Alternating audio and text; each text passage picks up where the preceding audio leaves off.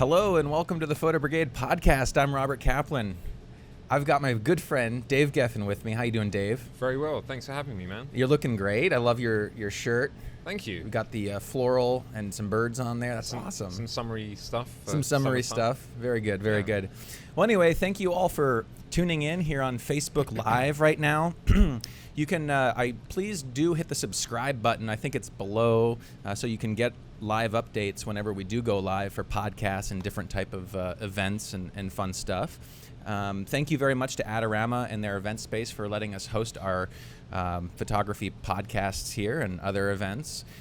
Also, thank you to Canon Professional Services, Tenba Bags, and of course to Dave Geffin for joining us today. You're welcome. So, Dave is a fabulous photographer, filmmaker, and a skydiver.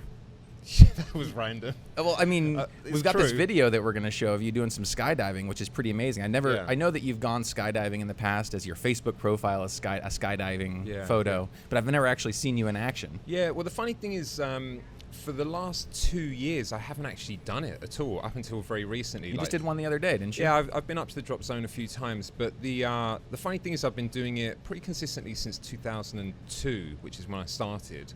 And then for the last 2 years I haven't, and that's because I've been so busy here with work and what we're doing. But I think it's really interesting to kind of discuss it briefly, because it really is where I got started with what I'm now doing as a professional, right? Uh-huh. It's where I got started in terms of video editing for sure, because I was editing other people's videos before I could actually skydive myself.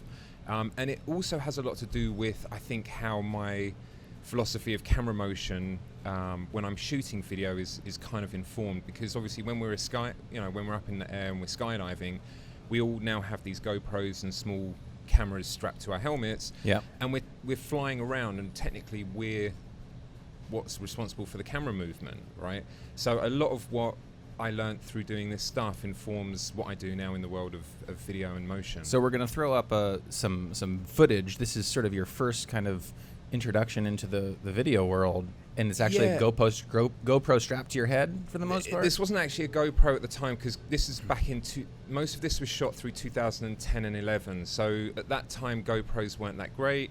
So I was actually using a Sony full HD camera. Oh wow, strapped to your head. Yeah, and all of the footage you see here is kind of from my point of view. So it's stuff which we shot through the course of like that year and then edited up and set to music. So it's like a montage piece, like a sort of music video style piece. So without the music, it kind of doesn't quite have the same thing, but you can get an idea of, as I'm moving around other people that are flying, I'm in control of that. That's the idea. As you get more experience, you can fly where you want to fly. So I'm doing that purposefully, and I'm doing these cuts purposefully. And of course, like I say, it's set to music, so you kind of don't get the full effect, because it's like watching a music video without the music. Sure. But you get an idea of kind of like the style, I guess, of what I was doing for many years before I came here and got into the professional world of video and stills. Very cool. I'm going to go ahead and bring back up your portfolio here, so that as we start discussing, we can go through a little bit of what you are now more known for. Yeah. So we should also talk about this. You transitioned. You're a recent inductee to the world of film and video and photography. Can you talk a little bit about your background and how you got into this sort of work? Yeah, this is really important to me as well, because although I was a photographer since I was a young kid, my dad had a love of photography. He was an amateur photographer, and he actually converted our attic into a darkroom. So when I was young, I was learning how to take photographs and developing stuff with him. It's only been in the last 3 years that I've been full-time professional doing this stuff. I had a 15-plus year career working in the corporate world as a project manager and as a consultant, doing various bits and pieces. And I think, for me, this sort of stuff is important, because when I came here, I had no idea how I was going to translate all of that kind of hobby and passion and love that I've had from a very young age into a viable business.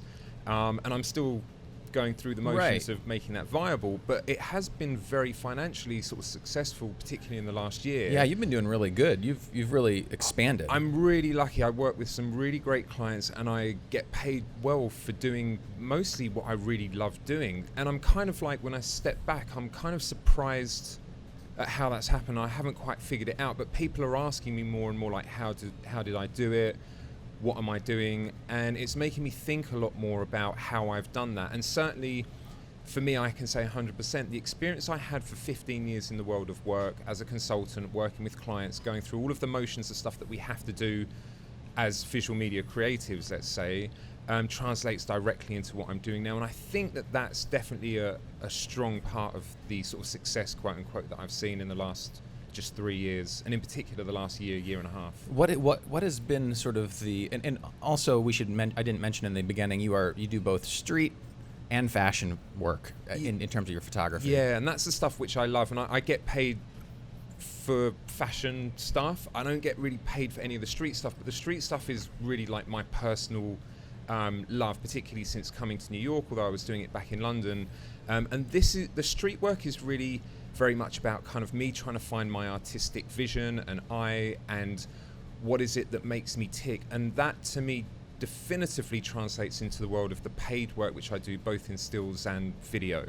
So it's really important to me, and it's almost like a compulsion. I can't not do it. I carry my camera everywhere. Yeah, you do. know, I've been shooting film for the last couple of years. And plus. it's film. That's another thing to shoot. You shoot most of this work with your Leica, correct? Almost every one of the images that people are seeing is with film, 35mm film. Yeah, shot with this Leica, which I've had for a couple of years now. And do you just like that process of not being able to see the image? What is it about shooting film that you enjoy so much? Yeah, it's funny. There's a number of things. The main thing is it's the challenge of kind of trying to see or anticipate what it is that you're looking for before you get it, right? And we're so used to today in the digital age of being able to shoot a lot of stuff and then edit after the fact.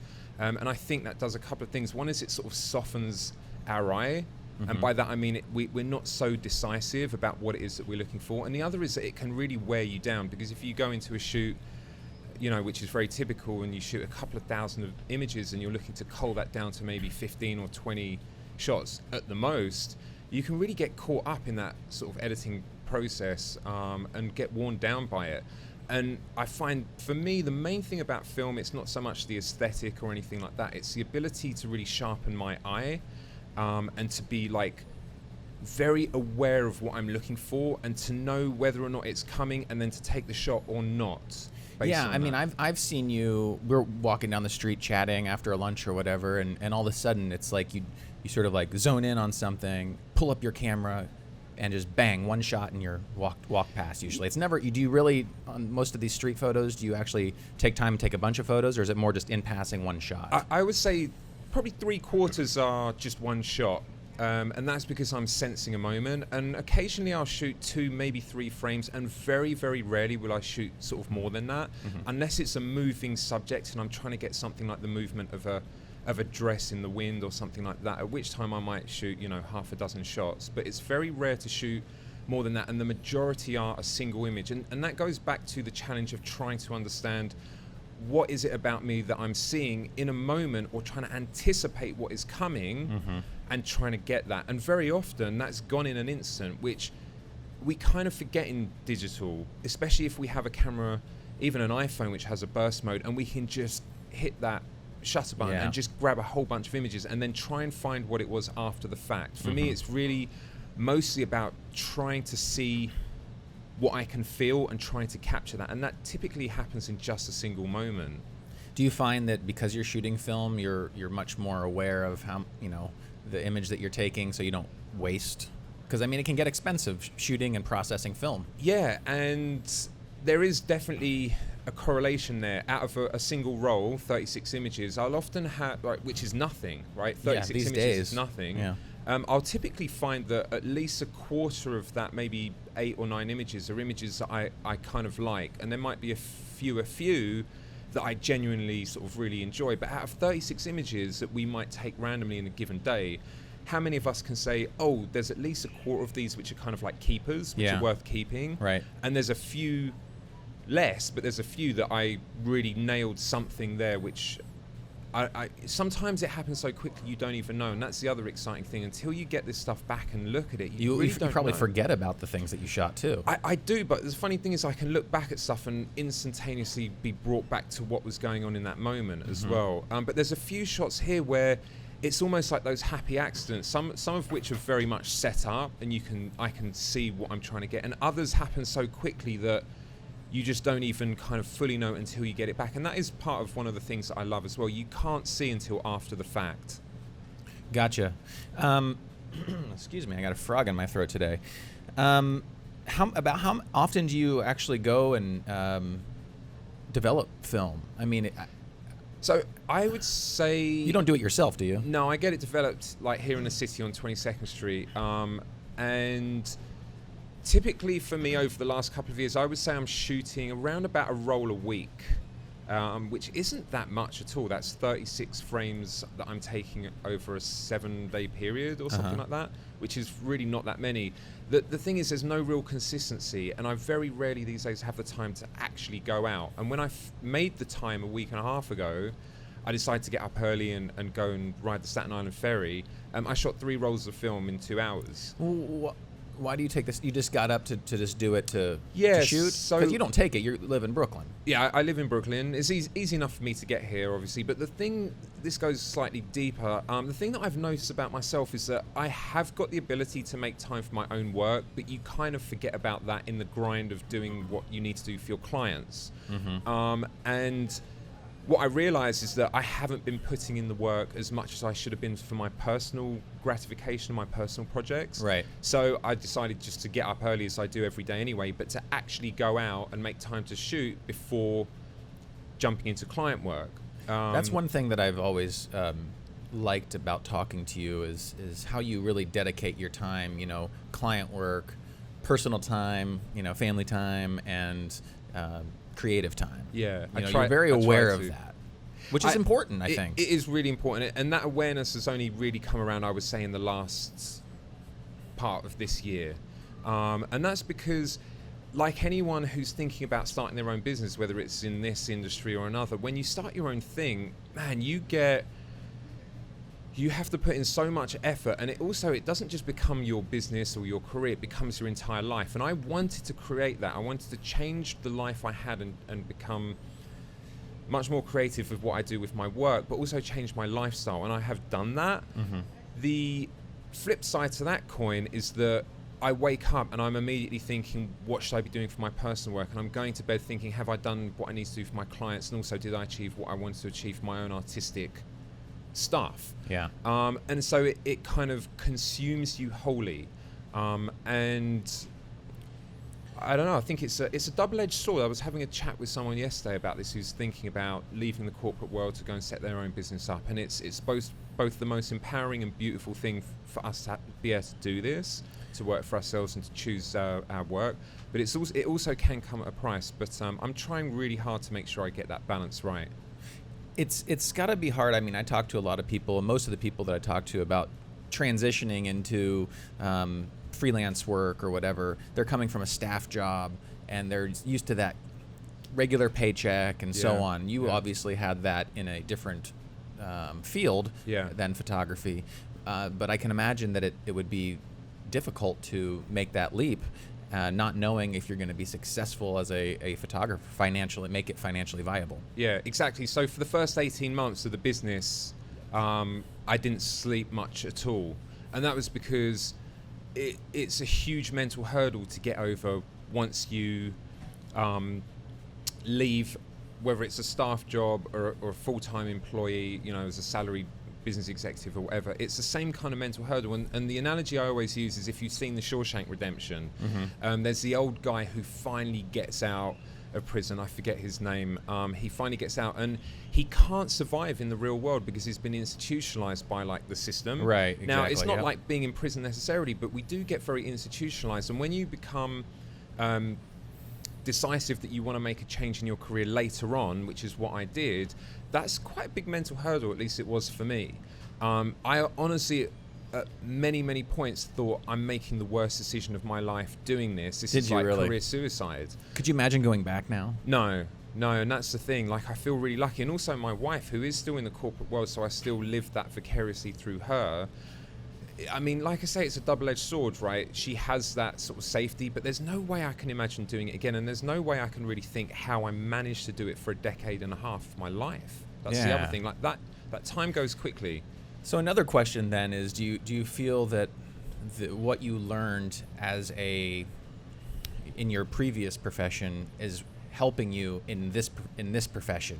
Definitely, 100%. And how so? Yeah, so very specifically, clients come to me, and I know this not because I'm the world's best any type of photographer, street, fashion, whatever you want to call it.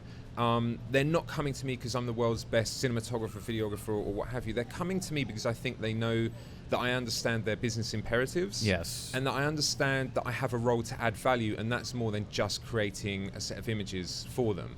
And that's indicative of kind of like repeat client business that I get. And that simply stems from particularly the last 5 years of my career as a senior business consultant, understanding that if you don't add value, you're not going to have that client anymore. Right. So you have to go sort of above and beyond. And all of us have an onus to kind of try and imagine what value we add in addition to the images that we create. Because I think there's so many people now who are photographers or filmmakers out there that you have to bring something else to the table. Now, what that something else is very sort of unique. But for me, for sure, the business career, trying to understand how to manage projects to time, to quality, to budget, all of that kind of fundamentals of kind of project management, I try and push that as much as I can into my paid client work, for sure. I noticed that a lot of these photos we're going through are black and white, but there are a couple pops of color here and there. Yeah. What is I mean, obviously it's all film. Here's a color one, for instance. Do you typically shoot a roll of film every like 10 rolls of black, or do you switch it up? What's the scoop? For 2 years, I almost have shot exclusively black and white, and only this year I've moved into color, and that's for a couple of reasons. One is I've been inspired by New York in purely black and white terms, and trying to see more classic images of old New York that's fast disappearing. And for me, black and white just works better in that regard.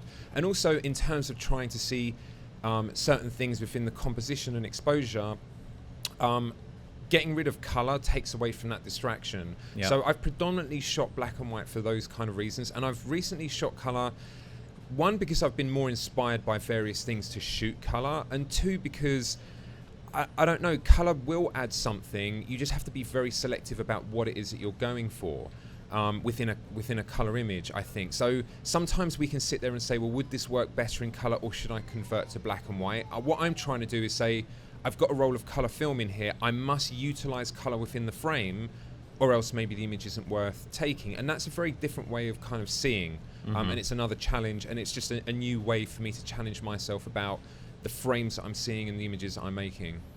Do you ever stop and get the contact information for any of these people that you walk past? No, I used to do that. I used to approach people, and there was only one person, I think the street portrait of the guy with the baseball cap smoking a cigar. That's the only image in my street work. You could tell that you were really like engaging with that guy. I spoke to him, yeah. I don't do it anymore because it's about trying to see just very candid moments of stuff that's happening and trying to capture that. And oftentimes most people won't even know I've taken an image, and if they do and I can sense it, then I'm already like halfway down the block, because I don't typically like to change or interact with anything to break what I'm seeing. So for me, it's much more about they're kind of unassuming collaborators, right. But I take what I need from the scene, and then I'm kind of gone.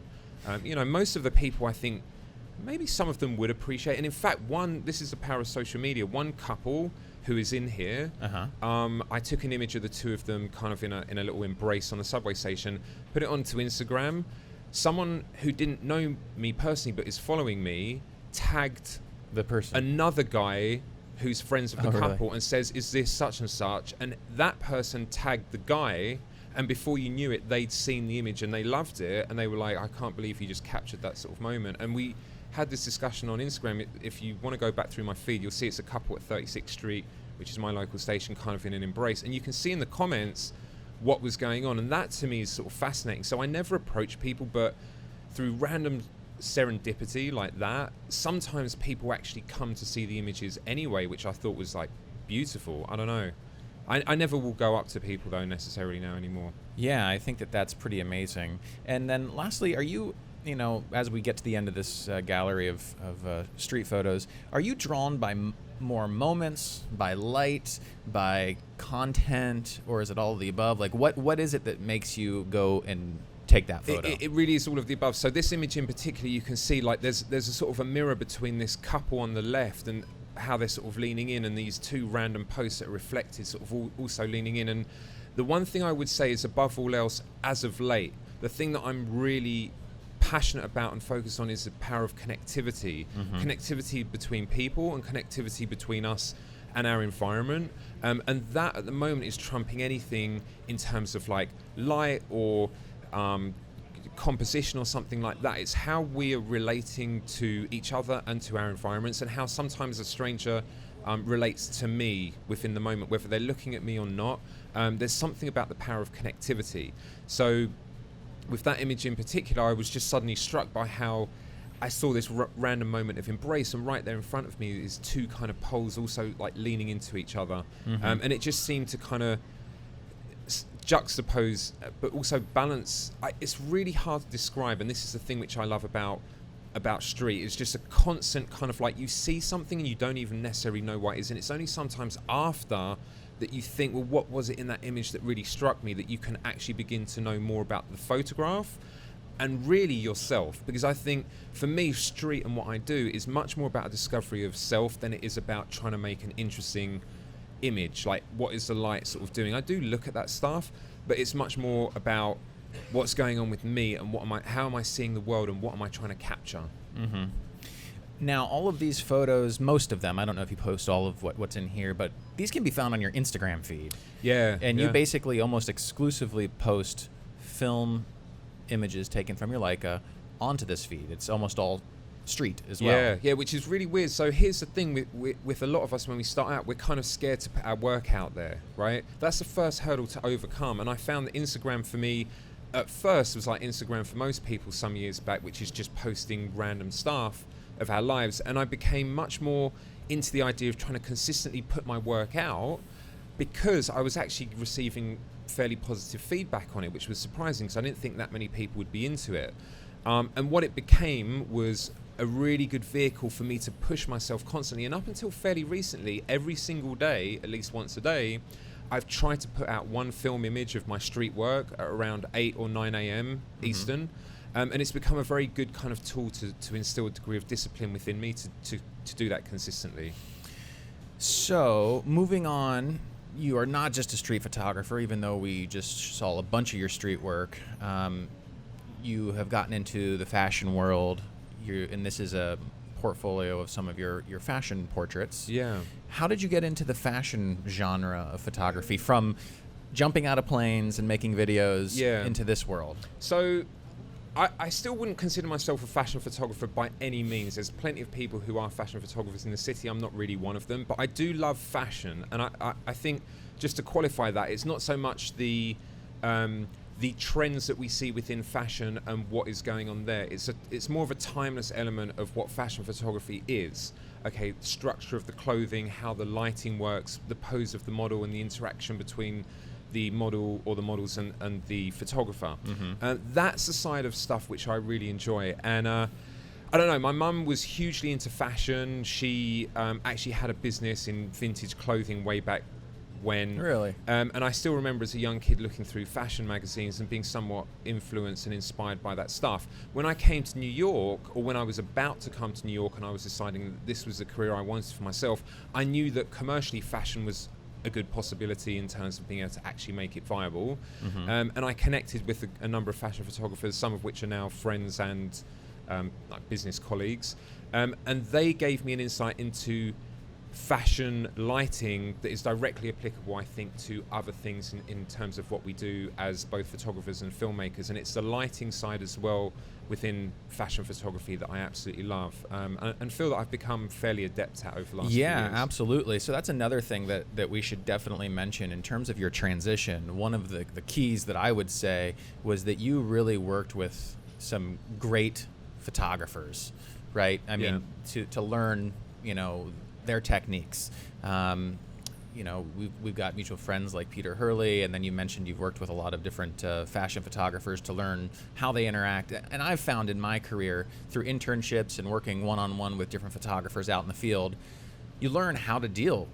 You learn how to do business, how to take pictures, how to interact with people based off of how the pros are actually out there doing it. So yeah, definitely. That would be a key. I mean, a key to your success is learning from people who are doing it professionally. Definitely, and I've been very lucky because I think what I've tried to do, again, going back to how we bring value to something, I've tried to, through my motion work, through the video work, bring value to other photographers who need motion. Like now more than ever, and I knew it was going to be the case when I first arrived here in 2012, people need video. And it's not just behind the scenes, we need commercial video, and clients expect and want that as part of a stills campaign. So the one thing which I've always tried to do is find out a way to bring my love of the motion work, whether it's fashion or not, to my other clients or friends who are photographers who don't do motion stuff. And I think through word of mouth, that's enabled me to build out like quite an amazing network of what are now really friends, but they're also creative collaborators that I work with here in the city. And that again goes back to, I don't know how, like the business aspect of what I have brought to the table. Like I know that word of mouth is the most important form of marketing, and you can't put a price on that sort of stuff. So you have to go out and think, what am I going to do? What am I going to do better than someone else? How am I going to bring real value to the table? And hopefully that will open up doors elsewhere, and it has done. So I've been very lucky in that regard. This guy here, this is the last guy I approached, and that was I want to say like 2.5 years ago. Really nice guy. How could you pass that one up? Yeah, I mean, he was working the door at this bar, and I was like, "Man, you have a good look." And he's like, "Really?" He's like, you know, and I just folks like this. He seems like he'd be an intimidating person to come up to, but you come up to him and let him know you want to take their picture. Oh yeah, like, we hung out for like all of probably 30 seconds after that shot and just chatted and stuff. So this gives a good idea of sort of the headshots and portraiture work that you do with actors and actresses and so on. Exactly. So those previous 2 shots, one of which was friend Dean here. Our friend Dean, nice to have, and my friend Liz. For the last, I would say, 10 months or so, I've actually been working with Peter Hurley, who you mentioned, who, you know, is one of the most preeminent headshot photographers in the world. And he's been on the podcast a few times. Check it out. Yeah, and I've been very lucky. So off of the basis of kind of a relationship working with him in the world of video, he pulled me into work in doing headshots with him, and which I never thought I'd do. It's really funny how that's all come around. I never thought I'd be doing headshots, but I really enjoy doing it, and part of that really goes back to my love of kind of working with a subject as a photographer and collaborating in some capacity. So I want to jump into the world of video work that you've been doing now, and I'm not sure which one we should bring up. What's the RM here? Is that that's a video which I shot for a photographer that was part of El Kazakhstan, I think, about a year and a half ago. Yeah. So that's one of the things that has really made me, you know, want to work with you, especially, and we have worked together as well. But you've been doing a lot of really great behind-the-scenes work for photographers, and this I don't know, is this necessarily a behind-the-scenes shot, or this is sort of video to accompany stills? I would say this is more like a fashion editorial video, something which I love to do and don't get the opportunity to do as much as I would like. But the reason it's not behind the scenes is because I'm not showing the photographer. I'm not showing that pullback of what's going on. I didn't get any time to do this, and I got barely any time to direct the model at all because they were doing a still shoot for this L. But I had access to my friend's Red Dragon, and there was no way I was not going to bring it. And I was there really just to help this photographer out and assist on the shoot. And I said to him, look, I've got this camera, should we make a video for it? And he was like, yeah, absolutely. So this is all purely kind of grab shots, moments. Everything's handheld. You can see I'm shooting at a high frame rate for slow motion because I'm basically just grabbing what I can see and playing within the environment while almost he's directing, and then maybe I'm getting 60 seconds while he's checking images for me to actually do some bits and pieces. Yeah, but this is the sort of stuff that I love to do. Won't get paid for that necessarily very much or anything at all, but I'll still do it because I just find creatively it gives me so much. So some of your other clients, like I guess your client was Phase 1 here? Yep. Yeah. So you're doing some work for Phase 1, and talk about, you know, building clients like this. So, I mean, without getting into like too much detail of how I connected with Phase, it goes back to the word of mouth stuff. So I did a video for a friend who was doing a fashion shoot with a new Phase camera. He needed some behind the scenes. I shot a behind the scenes video for him. Someone at Phase saw that, really liked it, and started to pull me into conversations about doing videos for them. Here they want to showcase really excellent photographers spanning the breadth of all different genres of photography who are using their equipment and pushing it to the limits, right?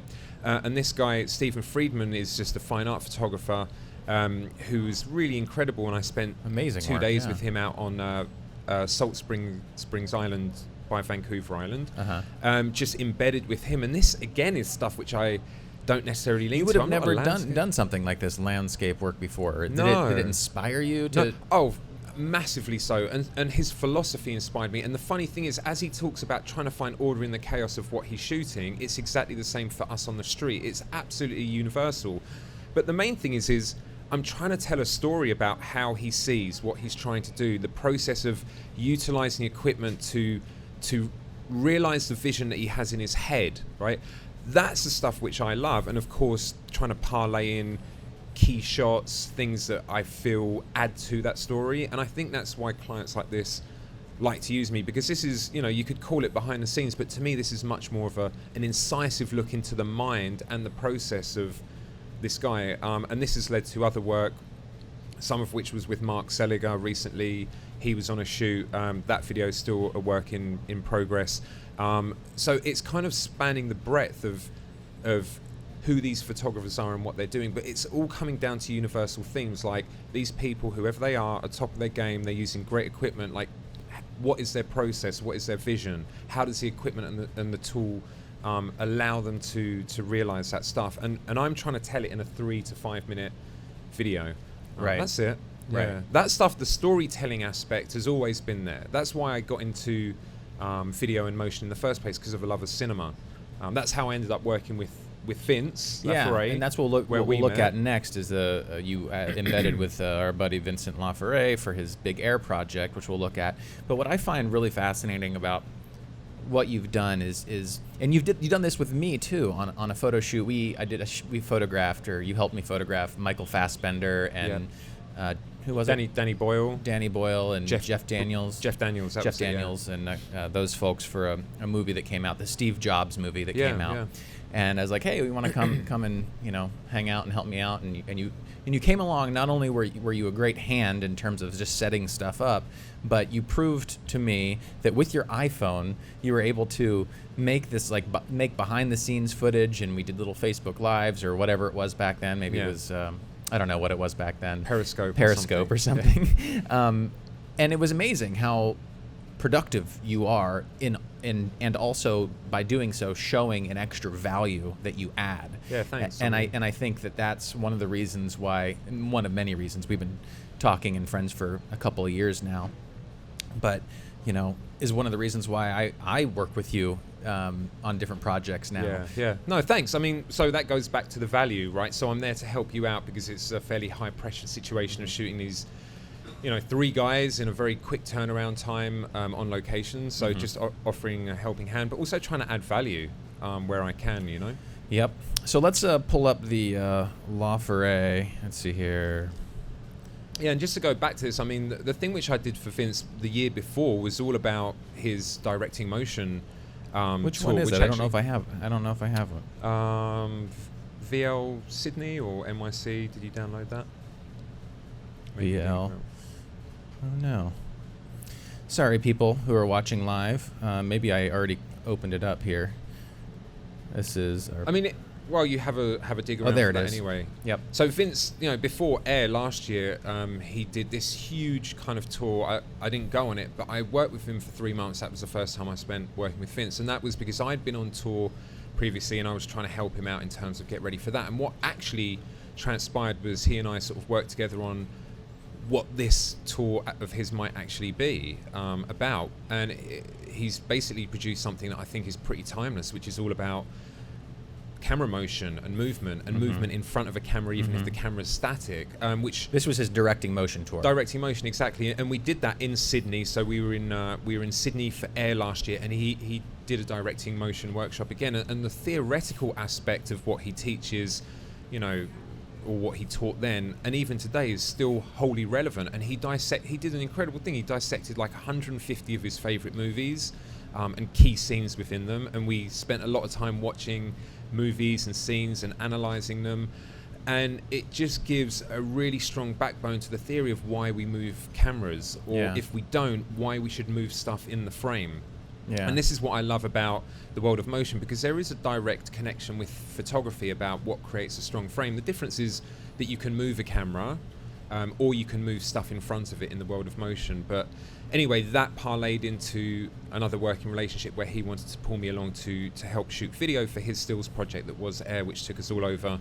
So Air it turned into a book, and it was also, there's a website, and you know, I'm sure many other commissions that have been done with the work that he's produced. But the thing is Canon was able to come up with a new camera with light sensitivity where you could go up in a helicopter at night and photograph down on these cities in a way that you were never able to do in the past. Yeah, and some of it was about the new 5DS back then, which was about the amount of detail you could capture. So some of the images we shot in Sydney were during the day, where you can get a level of detail. And in New York, actually, we shot with it in New York, where it was like unprecedented. It was insane. When we'd look at the images after and you'd punch in on these things, it was really amazing. And I don't get so geared up about gear and stuff like that, but it was pretty impressive. This is a recent thing, actually. It's not even out yet. I just finalized it with the client. This, again, came off the back of working with a friend of mine, Emily Soto, who's a fashion photographer, who will pull me in to do video work with her as and when she can, which I'm really lucky to do. So this was a stills campaign that she was shooting, and they required video and pitched them. So it was the same sort of thing that you did in the first exactly, thing. You were there. Exactly. And clients want this, right? There's a gap in the market for people sort of like me who are a little bit scrappy, a little bit able to run and gun and see things and not distract away from what the main purpose is, which is a stills campaign. If you can get in there and shoot this stuff around that and add value in that way without taking a huge crew and without taking a huge amount of time to get what you need, that's what they want. This is exactly what, again, I did this with Emily the year before. What for were a you client in shooting Montreal. those last sort of the selective focus? Oh, that was with the Lens Baby. I was wondering. It looked like a Lens Baby. And this you're client, they were so nice. Simon's probably not watching. He's one of the co-owners of the business. I told him I would really like to shoot some of this stuff, and we couldn't get it from the rental house there, so he just bought it. Yeah. And he said, keep it. Oh, nice. And I don't use it very often because it's a very it's a novel kind of thing. Yeah, you don't want to overuse it. No, but it's like anything. It adds a little something here and there, and that's the most amazing thing to me, right? A client will actually turn around and do something like that, which isn't wholly common, but I have to say I've been very lucky with generally the clients I work with, and how you become friends. Like, you start off through a business relationship, but it's really, it develops into something deeper quite often. Yeah, absolutely. Yeah. And I've also noticed, depending on the client, of course, if you're working for a Phase or a Canon or a whomever else you might be working for, you are able to transition and use those different tools. Just as a lot of photographers, they stick with one piece of gear, but you're able to really it doesn't matter. It's just a tool, right? I mean, yeah. I mean, I'm definitely not into gear fixation of any kind. I mean, a lot of us are before we become professionals, I think, and then that quickly falls by the wayside because expensive toys are kind of expensive toys. So for me, there has to be a utilization of purpose behind whatever I buy. The other thing is the industry's changing so quickly. So if I want a high-end cinema camera for a job, like, I'm not going to go out and spend 30 grand or more kitting out a Red Dragon. I can't afford it, and my client work doesn't consistently dictate that I can charge that out to the job. But I want to know how to use it at the very least, so that if it calls for it, I can actually go out and deploy it. And that's the most important thing to me. And some of that is like technical stuff that you have to wrap your head around, but I don't like to get caught up too much in the technicals. I like to understand the theory behind what I'm trying to do to tell a stronger story, to give the client a stronger piece, right, so that it resonates more with them and their audience, so that they'll pull me back in to do more work. That's the bottom line. Right. Yeah. But I'll shoot everything from, like, DSLR type stuff, which I still do. Like, the 1DX Mark II is a great camera at the moment for video. Now, these Phases, they aren't video. These are like medium format still cameras, right? Digital medium format stills cameras. So right. This was actually the video I was talking about. So Douglas wanted some video. I shot this. This was the video that someone at Phase saw and called me in to ask me to video some event, which led on to the sort of more commercial bio videos that they've now had me doing this year. So this also speaks to should we work for free, or what should we do about like that situation, which everyone has to ask themselves more and more these days. You can work for free. This is my personal opinion. Obviously, you can work for free. You should work for free. Work for free on projects that are going to benefit you in some way, either creatively and or you can use it as a piece to commercialize something at some point in the future. The reality is that if you hadn't have done this job for a friend, you know, that this long chain of jobs wouldn't have happened. Exactly. So this whole concept of like you should never work for free, I actually don't believe in that, because especially in a market like New York, maybe in some other market where there isn't that level of competition and there's just a general expectation, oh, everyone's a photographer and why should I employ you because I can take a photo with my iPhone. The competition here is crazy. It's so intense. And the other flip side is, aside from that, aside from trying to get your foot in the door, we have to do projects for free. Everyone I know who I aspire to be like are doing personal projects of the greatest, highest quality that you can imagine, and they're self-funding that stuff, whether they're photographers or filmmakers. And that's about pushing the envelope and giving something back to ourselves. And I think that's still a project that I would consider for free, as was this thing for Douglas. So Douglas gave me his Red Dragon for a week, right? I embedded myself in trying to understand that camera, so it gave me something technical. I took that same camera to the shoot with the photographer who was shooting for Elle, and I shot that video piece off the back of that. That isn't the greatest piece, but it was something creative, and I shot it with a nice camera and got a different look. Someone else saw the piece for Elle, and then yada yada yada. So it's only when we look back, as Steve Jobs once said in his famous Stanford commencement speech, which if you guys haven't seen, you should absolutely watch. It's only when we look back that we can connect all these dots. What does that mean in the present? You have to have some degree of understanding about why you are doing something for cheap or for free, rather than just doing it in the hopes it will lead to something. Right. So is it giving you something creative, and or can you see a viable way to commercialize that? And actually, the cruise that we went on with Peter Hurley recently, I did a headshot workshop. Cruise. Yeah, I did a workshop all about BTS video, and specifically a theoretical part before we went out to shoot the video was about when you should do it and when you should do it for free, and why you should consider doing stuff for free or for cheap, and how that can lead to proper paid work. Right. Which is really key. And again, the key is also it needs to have some sort of value to you.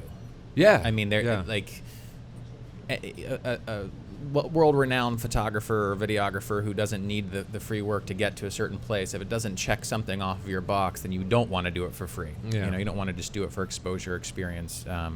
But obviously, everyone has something that they could use, whether it's the gear, like you said, whether it's learning from the different photographers, and so on. So, and that's particularly prominent in the fashion industry today, where a lot of people are offered exposure, particularly through online outlets, and it's very, very difficult. And actually, that's why I wasn't really able or committed, let's say, to becoming a full-time fashion photographer, because it is so difficult now to make that viable when you have to pay bills, because there's so many people that are chasing that same dream, and there's so many avenues for work to go out, and the way to make that commercially viable, for me, it just didn't stack up. That's why I couldn't become a full-time fashion photographer, even though I still love doing that type of work. All right, so we were going to maybe look at the Lindsay piece, but I'm realizing we don't have it in that folder that you gave me. Okay. We might need to pull it up on Vimeo as we chat a little bit. Yeah. But we can also you want to talk about Simon? Yeah, I can talk about. Do you want me to talk about the Lindsay Adler Inspire piece? Yeah, let's go ahead and start talking about that. I'll pull it up on Vimeo. So, I mean, as you know, because we've known each other for a while, one personal project that I have undertaken that isn't hugely creative, but is very, very important to me, because I've been going through this myself, and I think a lot of us, when we do get into this stuff as full-time professionals, we can become not burnt out, but we can become questioning about what it is that we're doing. One important thing for me this year was to look at the concept of inspiration, because to feed that inspiration is so important. That's what I've come to realize, and this goes back to what type of projects we might take on. So I came up with this concept actually some time ago, which I just called Inspire, for want of a better phrase, and shot it with Lindsay, who's a good friend, who's actually the first professional that I connected with, who's a full-time fashion photographer. And she's incredible to me because she's so hardworking, and she never seems to suffer from anything to do with burnout or kind of the questioning about what she's doing. She's very, very decisive about where she's going with things, at least it seems to me.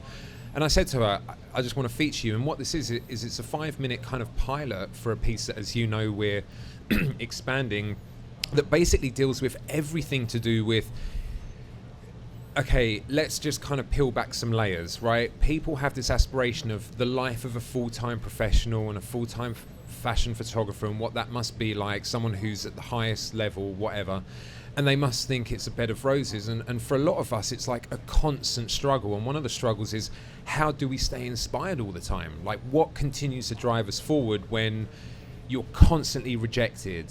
You know, when you don't know why you're almost doing this piece of work and where it will lead. Like, the things that do eat into all of us. And I know from speaking to Lindsay, like, concern her from time to time as well, and I thought she would be a very good, very articulate person to kind of base this off of, and she was. And all this is her in her favorite place, which is the concept of Inspire, which is her studio, and what that means to her, and how she continues to inspire herself, and how inspiring others, which is key for her because she's a very good educator, how that is a key for her to stay inspired as well.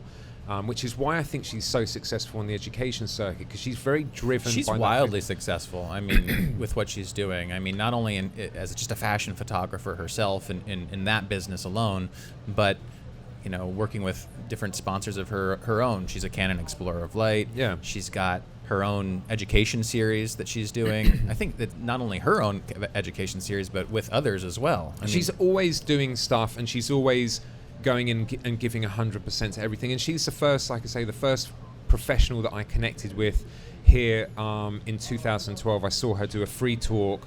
Immediately, like it was apparent that she was very switched on and very good at what she did. And I reached out to her and connected with her, and ended up going on tour with her in 2013. That was with the same company that put Vince on tour. Right. So that's how I ended up connecting into work with Vince. Ended up connecting into the likes of yourselves and other people. It's off the back of really a lot of the foundations that I formulated with Lindsay when I first came to New York. So, and she's a very dear friend of mine as well. So, but she's very inspiring to me. And part of Inspire as a series is about who are the people, not just photographers, but who are the people that are inspiring me. And let's get that message out wider, because not only is that inspiring to me as I'm listening to these people and seeing what they're doing, it's inspiring to other people. And I think I want to give something back, and if I can give something back in this manner by speaking to our friends effectively, a side of which people don't often see but really should consider, and whether you work in an office or you're a full-time professional photographer, it's universal. We have to stay inspired and we have to feed our soul.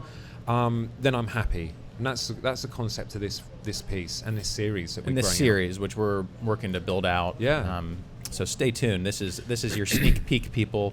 This isn't live anywhere else right now. Yeah. Obviously, you can't hear it at the moment, but we will be posting it eventually. Yeah, and this is what you and I had sort of discussed, and I said that I was kind of into this idea, and you saw it and you were like, 100%, we have to do something, which is kind of what's led to you and I actually developing more than just like our friendship, which is a working relationship and a partnership, for other types of video productions, which we've only just recently established, which is very exciting. So let's actually move to that. As a matter of fact, our latest little venture together, we're doing some work for Photo Brigade. Yep. And this is, explain the piece here.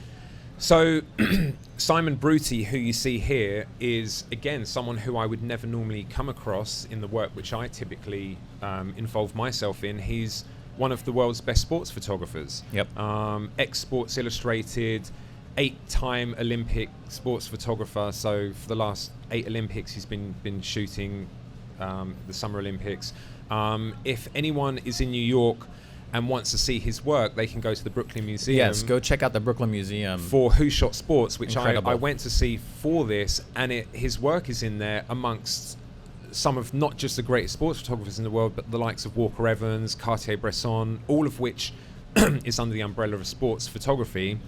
So the guy is amazing, and we spent the day with him, really to showcase kind of what he's about. And I think people want this kind of stuff. They want to get an insight into, you know, whether you're a fashion photographer, a portrait photographer, or a sports photographer like Simon, what makes them tick, what keeps them going. You know, he has I think a 30+ year career doing this kind of stuff. How things have changed, how he gears up for a huge event like the Olympics. This guy brings like almost 10 bodies and dozens of lenses and remote gear and wire, as you see. But the key is he knows what can happen, right? Yep. He knows that gear can get stolen. In the video, he talks about photographers at the Olympics having to be careful about getting their gear stolen. He was warning about this before everyone got to Rio. And look at what happened. Nothing but like these countless stories of camera gear getting stolen and behind the scenes, he talks about needing to stay in shape to do what he's doing. I mean, right now he's down in Rio, working full days, shooting tons of, lugging all of this gear around, getting very little sleep. So you got to be prepared for these sorts of things. So this kind of stuff to me is what drives me, and it's very simple. There's a story behind the person, whoever they are, whatever type of genre they happen to be in, and I really like to understand that. And I think, like, our clients like that stuff to come out in the way that we are telling it. Basically, like, this isn't a sales tool. This is about the insight into the inner workings of Simon and his kind of process, and I don't know, it's fascinating to me. So I feel very lucky to be doing this. This is the stuff that kind of almost like you have to pinch yourself, right? Because a few years ago I wasn't doing this wondering, have I made the worst decision ever? And now I'm getting paid by really sort of top tier clients to work with some of the best people in the world to showcase what they're doing. And I still don't fully know why that is exactly. It's because you have talent, Dave. Oh, thanks. You're welcome. Now I'm blushing. But there's something in there, right? And this is really important to me, because people keep coming up to me asking, like, what did you do? What should I do? I really hate my job doing what I'm doing. I really want to transition. This whole process of trying to work that out for myself so I can try and explain it to other people, much like what we're doing today, right, is really important to me. And I'm not a huge educator within the photography community, but being able to talk to people about that stuff is really important to me. So, you know, and people can see this that particular video on Simon Bruty at photobrigade.com. It's on our Facebook page, so you should go follow us on Facebook and check out that awesome video, because there's a lot of knowledge being dropped by Simon in that video. Obviously, you weren't able to hear it here. But so what's the future? I mean, obviously, I know we're working on a couple more of these pieces similar to these, building out these projects together. But, you know, what do you see as sort of your future? Are you going to be moving mostly into the world of video and filmmaking, or do you think you're still going to be keeping your still clients? I know that we've had the conversation about doing the work that is inspirational to you, that makes you grow as a photographer, rather than, you know, boring stuff, I guess you could say. It's really an impossible question, because even a few months ago I had a clear view of what I thought that was going to be, and it's been completely upended. So by having Peter pull me in to work with him on headshots and portraits, I'm actually being paid like really well to do stills photography work again. And I didn't anticipate that at all at the start of last year, let's say. So it's really impossible. All I know is that I'm on a kind of deep, meaningful search right now to realize what it is that's driving me with my work, because what's happening, I think we can all get to this point, like we see ourselves being successful by being busy. For me, a lot of being busy is working for other people, to create content for other people, and that neglects an element of what's important to me and what is the work that I want to be known for and that I want to create. And a lot of my street photography, all of my street photography, is based around that work that's important to me, that drives me, and I want to do more with that. I'm just not totally sure exactly, you know, maybe a self-published book. I was going to say, do you think that you might do a book with this street work? A lot of people recently have said, like, when's the book coming out and stuff like that, which is really nice. I think I have enough images to put a book together. One piece of feedback I did get recently, I actually entered a competition for my street work, and the review that came back is like, as a single element, the 10 images that I'd submitted, 10 or 11 images, are really nice. It was all my New York work. They were like, where's the consistent story or theme or kind of project? And that's one thing which I do struggle with a bit, because all of my street work tends to be these single frame moments, right? But I have noticed, particularly the last few months, for various reasons, that the power of connectivity is something that I'm drawn to, and so maybe that becomes my focus. Well, I mean, that's the one thing that's really neat. I've often run into people on the streets, found a neat photo of them, but if you follow them around a little bit, you can start that relationship, and it'd be cool to see what the cigar guy's life is like, you know, beyond just standing outside that door. You know, I'm sure he's got an interesting one. For sure, and I think I went to a talk with Bruce with Bruce Davison recently, right? And he talked to Matt Dillon. It was pretty fascinating. The one key thing he said is that what a lot of photographers don't do today, which he has done consistently, is you have to revisit places and you have to sort of embed and speak to people and get to know them. And I know that that's the case for these kind of projects, like the projects Bruce has done. Like, the only way he could get those images is by doing that. For me, I have a very opposite approach, and part of that is because I'm a product of being very busy, running around, hustling and doing what I do. So I see moments as I see them. It's very rare that I'll make time, but I have to make time. And part of going to shoot for a couple of hours the other week was to dedicate to make time, because we have to put that effort in. So I love photography. I love the world of motion. I can't see that going away. Predominantly, I get paid for my video work, but I do earn money through photography, and I can't see myself giving one up for the other, really, at this stage. Even though technically I should be, because that's where the industry is. Some people say that you're supposed to diversify, or you're supposed to specialize in one or the other. But throughout my career, ever since I was going through school, I felt being a diverse photographer is more important. Then you get a much more diverse client base, and then you can have more flexibility to pick and choose what you want to do. I mean, you want to get as many clients as possible, I would imagine. So. Was there anything else that we should bring up that I've forgotten or neglected to ask? No, I don't think so. Are there any questions from our audience? Does anyone want to ask anything? Is there anything on Facebook that we should ask before we head off here? Doesn't look like it. No questions? Well, thank you to the wonderful audience who decided to actually come in. Thank you so much. Thank you again to Adorama, Event Space, Canada Professional Services, Tenma Bags, and of course to my good friend and fabulous photographer, filmmaker, Dave Geffin. Thanks, Cappy. Thanks for being on. Thanks. All right, we'll see you all next time. Take care. Subscribe to all of our social media. Bye-bye.